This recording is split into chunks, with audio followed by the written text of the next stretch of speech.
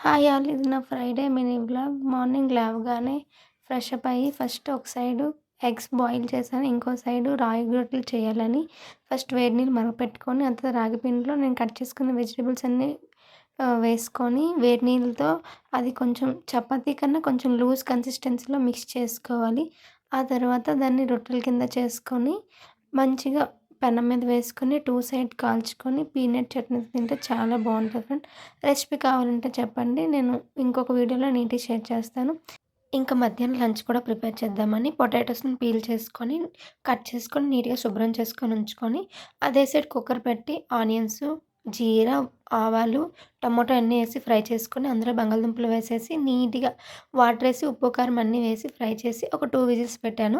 ఆ తర్వాత రసం కోసం చింతపండు నానబెట్టి ఉంచాను. అలాగే ఫ్రై ఏదైనా చేస్తే బావుంటదని చిక్కుడుకాయలు ఫ్రై చేశాను ఫ్రెండ్స్. చిక్కుడుకాయ ఫ్రైలో ఏమీ లేదు. నార్మల్‌గా ఆనియన్స్ కట్ చేసి నీట్‌గా ఫ్రై అయిన తర్వాత చిక్కుడుకాయలేసి మంచిగా వేపుకొని ఉప్పు, కారం పెట్టి ఒక 2 విజిల్స్ పెట్టాను ఫ్రెండ్స్.